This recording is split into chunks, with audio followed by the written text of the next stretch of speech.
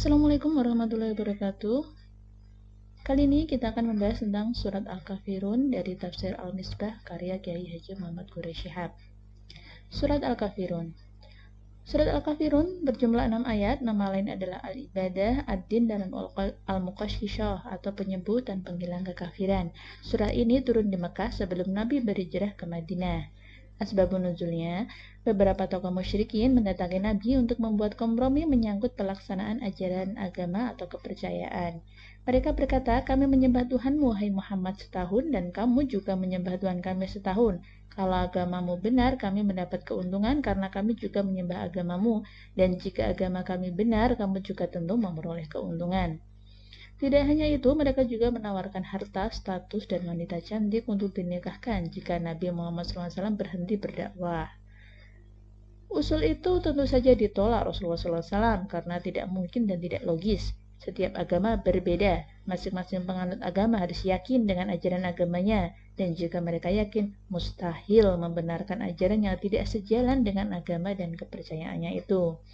Berikut adalah surat Al-Kafirun.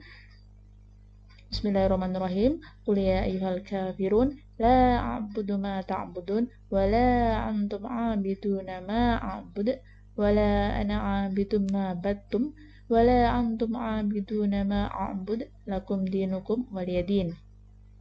Katakanlah wahai orang kafir, aku tidak menyembah apa yang kamu sembah, dan tidak juga kamu menjadi penyembah-penyembah apa yang sedang aku sembah, dan tidak juga aku menjadi penyembah dengan cara yang kamu sembah, dan tidak pula kamu menjadi penyembah-penyembah dengan cara yang aku sembah. Bagimu agamamu dan bagiku agamaku. Qul ya ayyuhal kafirun, ayat pertama. Qul di sini tetap dicantumkan karena menunjukkan bahwa Rasulullah SAW tidak mengurangi sedikit pun wahyu yang diterimanya. Kata qul terulang sebanyak 332 kali dalam Al-Quran dan secara umum kesemuanya berkaitan dengan persoalan yang hendaknya menjadi jelas dan nyata bagi pihak-pihak yang bersangkutan agar mereka dapat menyesuaikan sikap mereka dengan sikap umat muslim. Al-Kafirun terambil dari kata kafaro, artinya tertutup. Bisa berarti mengingkari keesaan Allah dan kerasulan Muhammad SAW seperti yang tercantum dalam Quran As-Saba ayat 3. Bisa juga berarti yang tidak mensyukuri nikmat Allah seperti yang tercantum dalam Quran Surat Ibrahim ayat 7, atau tidak mengamalkan tuntunan ilahi walau mempercayainya, Al-Baqarah ayat 85. Yang dimaksud dalam ayat ini adalah tokoh-tokoh kafir yang tidak mempercayai keesaan Allah serta tidak mengakui kerasulan Nabi Muhammad SAW.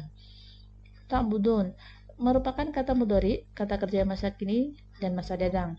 Nabi Muhammad diperintahkan untuk menyatakan bahwa aku sekarang dan di masa datang bahkan sepanjang masa tidak akan menyembah, tunduk, atau taat kepada apa yang kamu sembah, wahai kaum musyrikin. Ayat ketiga, dan tidak juga kamu menjadi penyembah-penyembah apa yang aku sembah. Ayat ketiga mengisyaratkan bahwa mereka tidak akan mengabdi ataupun taat kepada Allah Subhanahu wa Ta'ala. Ayat 1-3 berpesan kepada Nabi Muhammad untuk menolak secara tegas usulan mereka yang mengajukan dan menegaskan bahwa tidak ada titik temu antara Nabi SAW dan tokoh-tokoh tersebut, karena kekufuran sudah mantap dan mendarah daging dalam jiwa mereka. Dalam kenyataan sejarah, tokoh-tokoh tadi tidak memeluk agama Islam, bahkan sebagian besar dari mereka mati terbunuh karena kekufurannya. Ayat keempat dan ayat kelima berarti, dan tidak juga aku menjadi penyembah dengan cara yang kamu sembah. Dan tidak juga kamu akan menjadi penyembah dengan cara yang aku sembah. Perbedaan ayat 2 dengan ayat keempat adalah pada kata ambatum, yaitu bentuk kata kerja pada masa lampau pada ayat keempat, ta'budun pada ayat kedua. Ayat ketiga dan ayat kelima menggunakan abud bentuk kerja masa kini dan nanti. Masih dalam ayat keempat dan ayat kelima, kesan pertama yang diperoleh dari perbedaan itu adalah bahwa Nabi Muhammad SAW ada konsistensi dalam objek pengabdian dan ketaatan, dalam arti yang beliau sembah tidak berubah, nggak hari ini, nggak esok, sama. Ini berbeda halnya dengan orang kafir. Apa yang mereka sembah hari ini bisa berbeda dengan yang disembah besok maupun yang pernah disembah kemarin.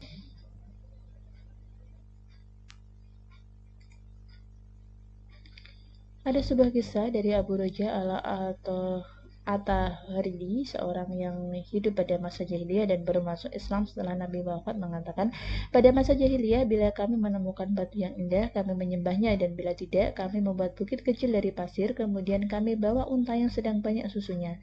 Kami perah susu itu di atas bukit tadi atau bukit buatan tadi, lalu kami sembah bukit itu selama kami berada di tempat itu. Hadis riwayat Ad-Darimi. Adapun ayat ketiga dan ayat kelima yang redaksinya sama persis, yaitu wala antum a'abiduna ma'abud. Perbedaan ada pada kata ma. Pada ayat ketiga berarti apa yang kamu tidak akan menyembah apa yang kami sembah.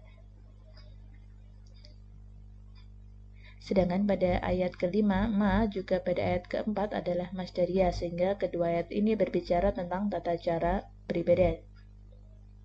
Jika diterjemahkan, aku tidak akan menjadi penyembah dengan cara penyembahan kamu, dan kamu sekalian tidak akan menjadi penyembah-penyembah dengan cara penyembahanku.